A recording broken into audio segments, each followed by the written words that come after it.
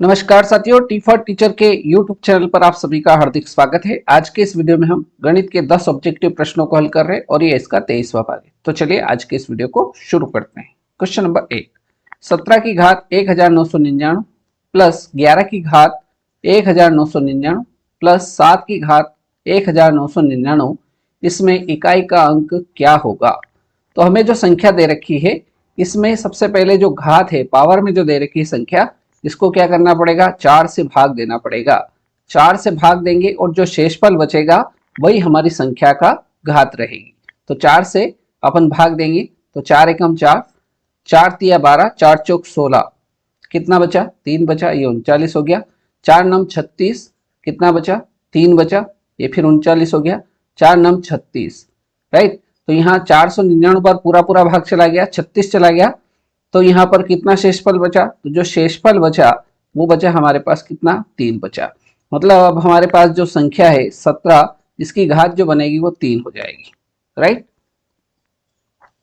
Plus 11 की घात, 11 की घात भी कितनी हो जाएगी, 3 हो जाएगी।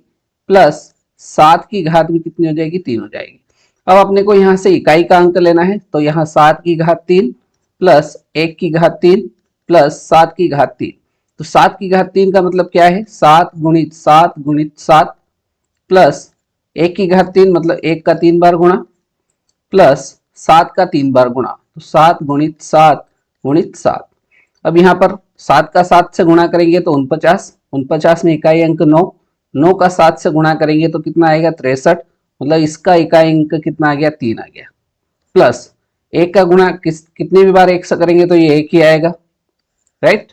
प्लस 7 का गुणा 7 से करेंगे 49, इकाई अंक 9, 9 का 7 से गुणा करेंगे तो ये कितना आ जाएगा, 63, इकाई अंक 3, 3 और 3 6 और 1 7, मतलब ये जो संख्या हमें दे रखी है इसका इकाई अंक कितना आएगा, 7 आएगा। तो हमारा उत्तर जो रहेगा वो 7, ऑप्शन डी हमारा बिल्कुल सही उत्तर हो जाएगा। क्वेश्चन नंबर 2, सवाल नंबर 2 में दे रखा है 5 क्रमिक विषम संख्याओं में पहली तथा तीसरी संख्याओं का योग 146 है, तो पांचवी संख्या क्या होगी। तो हमें बोला है 5 क्रमिक विषम संख्या। यदि मान लो पहली जो विषम संख्या उसको अपन x मान लेते हैं, राइट, तो दूसरी विषम संख्या, अगली विषम संख्या क्रमिक क्या आएगी, यदि x में हम 2 जोड़ेंगे तो अगली विषम संख्या आएगी। अगली संख्या लाने के लिए अपने को क्या करना पड़ेगा, x में 4 जोड़ना पड़ेगा। अगली संख्या लाने के लिए, विषम संख्या लाने के लिए इसमें 6 जोड़ना पड़ेगा। और अगली संख्या, पांचवी संख्या लाने के लिए अपने को x में 8 जोड़ना पड़ेगा। जैसे उदाहरण, पहली संख्या अपनों ने 1 मानी, अब अगली संख्या कितनी आएगी, तो ये 1 प्लस 2 मतलब कितना आ जाएगा, 3। 1 के बाद दूसरी संख्या जो विषम संख्या आती है क्रमिक, वो 3 आती है, ठीक। चलिए अब आगे क्या दे रखा है इसने, पहली तथा तीसरी संख्या, पहली संख्या x है, राइट। तीसरी संख्या ये पहली संख्या, ये दूसरी संख्या और ये तीसरी संख्या। तो तीसरी संख्या कौन सी होगी आपकी, x प्लस 4 हो गई। और इनका योग बोला, योग मतलब जोड़ जो है कितना आ रहा है, 146 आ रहा है, 146। इसको सरल करेंगे, x और x कितना हो गया, 2x, ये 4 प्लस का है उधर चला जाएगा तो बराबर हो जाएगा 146 में से 4 माइनस हो जाएंगे, यहाँ बचेगा 2x बराबर 146 में से 4 गया तो 142 बचेगा। यहां से x का मान निकालना, तो x बराबर हो जाएगा आपका 142 बटा 2, 2 से काट देंगे, 2 7 14, 2 एकम 2, तो x की वैल्यू कितने आ गई, 71 आ गई। x की वैल्यू कितने आ गई, 71 आ गई। तो आपकी पहली जो संख्या है विषम संख्या, वो कितनी हो गई, पहली संख्या हो गई 71। अगली संख्या क्या हो जाएगी, 71 में 2 जोड़ देंगे तो अगली संख्या हो गई आपकी 73। अगली संख्या 71 प्लस 4 74, तीसरी संख्या, चौथी संख्या आपकी हो जाएगी 71 प्लस 6, ये हो जाएगी 77। और अगली संख्या, पांचवी संख्या हो जाएगी आपकी 71 प्लस 8, तो अगली संख्या, पांचवी संख्या कितनी हो जाएगी, 79। और हमसे सवाल में पांचवी संख्या पूछी थी, तो पांचवी संख्या जो होगी वो होगी आपकी 79। 79 आपका बिल्कुल सही आंसर ऑप्शन डी रहेगा, राइट। अगर वो पूछ लेता पहली संख्या कौन सी होगी तो 71 हो जाती, बहुत ही सिंपल है। चलिए सवाल नंबर 3, सवाल नंबर 3 है 104 और 148 के बीच की सभी सम संख्याओं का औसत कितना होगा। तो हमें बोला है 104 से लाकर कहां तक 148 के बीच की ये संख्या इसमें नहीं लेना है। तो कहां से शुरू होगी अगली संख्या, 104 के बाद सम संख्या क्या आएगी, 106 आएगी, राइट। 106 के बाद 108 आएगी, ऐसे चलते हुए कहां तक जाना है अपने को, 148। 148 नहीं लेना, बीच की बोला है, तो आखिरी संख्या जो होगी वो आपकी 146 होगी। अब क्या बोला है उसने, औसत निकालना है। औसत कितना होगा, तो औसत निकालने के लिए औसत कैसे निकालेंगे, पहली संख्या प्लस अंतिम संख्या, पहली संख्या और अंतिम संख्या को जोड़कर उसमें 2 का भाग देंगे। तो पहली संख्या है आपकी 106, अंतिम संख्या है आपके पास 146, इन दोनों को जोड़ के इसमें 2 का भाग देंगे। तो जोड़ेंगे तो कितना होगा, 6 और 6 12, 2 हसीला 1, 4 और 1 5, और 1 और 1 2, और भाग देना है 2 का। 2 एकम 2, 2 दूना 4 और 2 छंग 12। तो आपका औसत जो आएगा वो 126 आएगा। डी वाला आंसर आपका बिल्कुल सही उत्तर ऑप्शन डी रहेगा। बोलो आई क्या बात समझ में, बहुत ही सिंपल है, आप बड़ी आसानी से इसको कर सकते हैं। सवाल नंबर 4, यदि ए अनुपात बी बराबर दे रखा है 3:2, ए और बी का अनुपात दे रखा है 3:2, और बी अनुपात सी का मान दे रखा है 3:4, तो हमें ए अनुपात बी अनुपात सी का मान निकालना है, राइट। तो ये ए, ये बी और ये सी। एक ए अनुपात बी का मान कितना है, 3:2, ये 3:2। बी अनुपात सी का मान कितना है, 3:4, ये 3:4। अब यहाँ खाली है इसलिए यहाँ इसके सामने जो संख्या है वो लिख देते हैं, इसके सामने जो संख्या है वो यहाँ लिख देते हैं, राइट। तो इसका इससे गुणा करेंगे तो 3 तिया 9, मतलब ए का जो मान आएगा वो कितना आएगा 9, बी का 2 तिया 6, और सी का कितना आ जाएगा 2 चौक 8। तो हमारा ए अनुपात बी अनुपात सी का मान जो आएगा वो आएगा 9:6:8। ऑप्शन ए में दिख रहा है, इसलिए हमारा ऑप्शन ए इस क्वेश्चन का बिल्कुल सही उत्तर ऑप्शन ए रहेगा। सवाल नंबर 5, सवाल नंबर 5 में दे रखा है ए कामा बी तथा सी की आयु क्रमशः 32 वर्ष, 36 वर्ष तथा 46 वर्ष है, तो इनकी औसत आयु क्या होगी। ए, बी और सी 3 जने हैं, इनकी आयु का अनुपात, आयु दे रखी है, अनुपात नहीं दे रखा है, 32 वर्ष, 36 वर्ष और 46 वर्ष। तो तीनों की आयु को जोड़ेंगे और 3 व्यक्ति इसलिए 3 का भाग दे देंगे। तो जोड़ करेंगे तो 6 और 6 12, 12 और 2 14 का 4, हासिल आया 1, 4 और 6 10 और 1 हासिल का 11। इस 114 में 3 का भाग देना है, तो 3 तिया 9, कितना बचा 2 बचा, 8 तिया 24। तो हमारा जो औसत आएगा वो कितना आएगा, 38 वर्ष हमारा औसत रहेगा। तो ऑप्शन डी बिल्कुल सही आंसर रहेगा। आज ऑप्शन डी ज्यादा आ रहे हैं तो अपने को तुक्का नहीं लगाना है, अपन सवाल को पूरा करना है।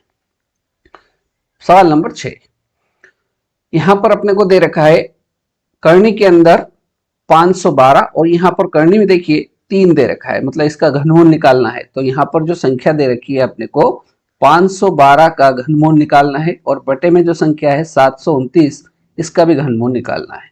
फिर अगली संख्या दे रखी है, यहाँ करने में भी 3 है, 8/27, इसका भी घनमूल निकालना है। और यहाँ पर कोई भी संख्या नहीं लिखी है, इसका मतलब यहाँ कितना है 2 है, यहाँ इसका वर्गमूल निकालना है। इसको हल करेंगे तो 512 का घनमूल, मतलब किस संख्या का घन जो है वो 512 रहेगा।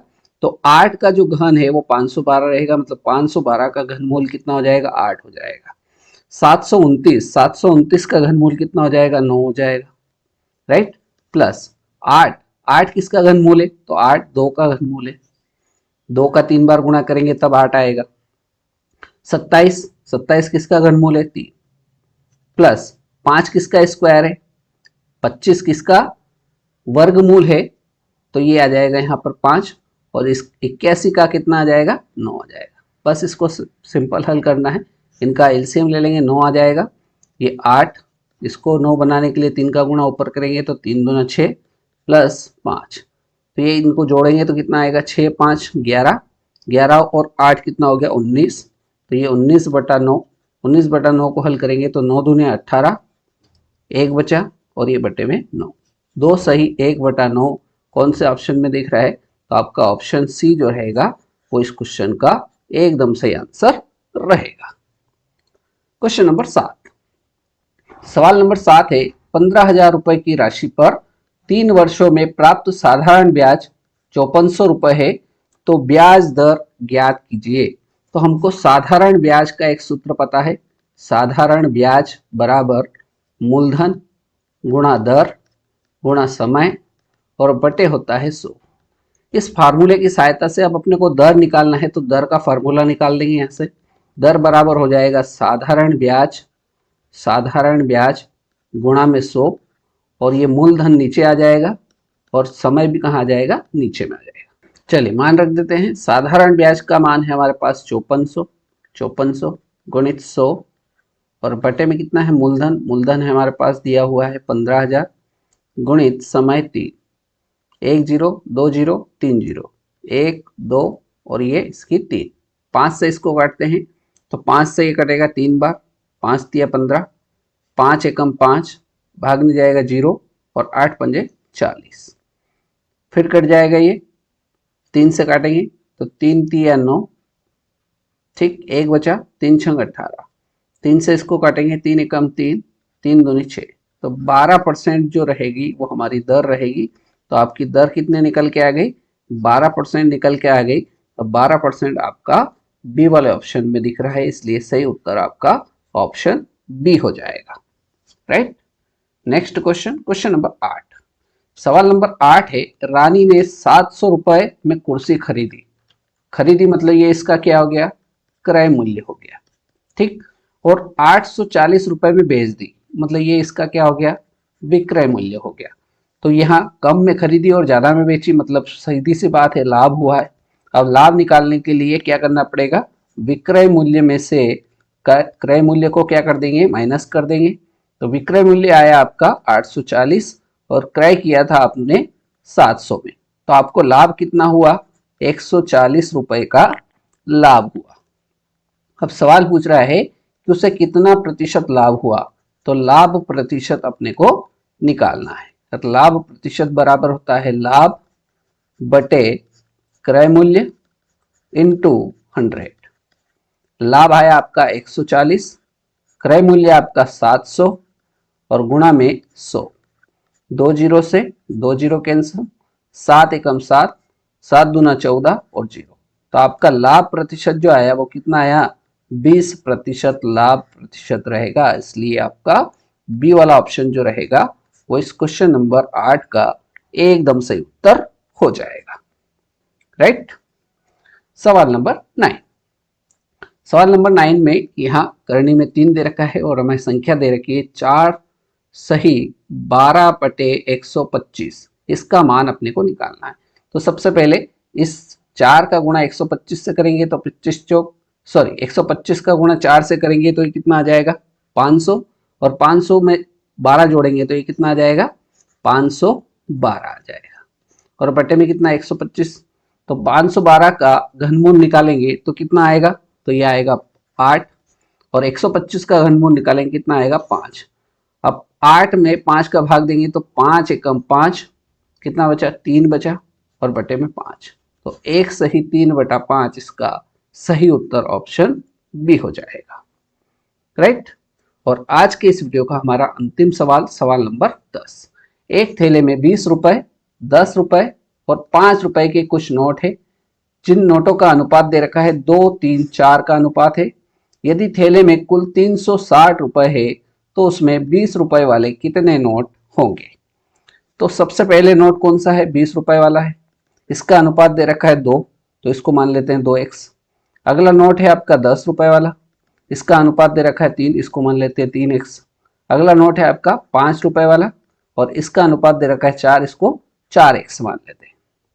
ठीक। अब आगे कह रहा है यदि थैले में कुल रुपए मतलब इन सबको जोड़ देंगे तो कितना रुपए है 360 रुपए, तो 2x का गुणा करेंगे 20 के साथ, 3x का गुणा करेंगे 10 के साथ और 4x का गुणा करेंगे 5 के साथ। तो ये कितना आएगा? ये आएगा आपके पास 40x plus 30x plus 20x और ये बराबर होगा 360 के। अब यहां से इन तीनों को जोड़ देंगे तो ये कितना आ जाएगा? 30 और 40 70, 70 20 90। तो ये 90x बराबर कितना हो गया? 360। तो यहाँ से x की वैल्यू कितनी आ जाएगी? 360 में 90 का भाग दे देंगे, एक जीरो से एक जीरो कट गई, 9 चौक 36। तो x की वैल्यू कितनी आ गई? 4 आ गई। x की वैल्यू निकल गई। अब इस मान को क्या रख देंगे? हमें जो पूछा है 20 रुपए वाले नोट पूछे हैं, तो 20 रुपए वाले नोट का अनुपात कितना है? 2x है। तो 2 ऐसा कैसा, x का मान कितना है? 4 आया। तो 2 का गुणा 4 से करेंगे तो 20 रुपए वाले नोट कितने हो जाएंगे? 8 हो जाएंगे। इसलिए सही उत्तर जो होगा वो ऑप्शन डी के साथ जाएगा। अगर वो पूछ लेता कि 5 रुपए वाले नोट कितने होंगे, तो 5 रुपए वाले नोट कैसे निकालते?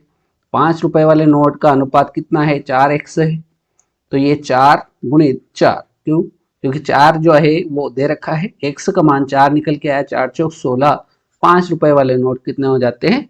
16 हो जाए। ठीक, तो इस प्रकार से आज की इस वीडियो में हमने गणित के 10 सवाल को हल किया। उम्मीद करता हूँ सारे सवाल आपको समझ में आ गए होंगे। अगले वीडियो में फिर मुलाकात करेंगे, नेक्स्ट सवाल को हल करेंगे। तब तक जय हिंद, जय भारत।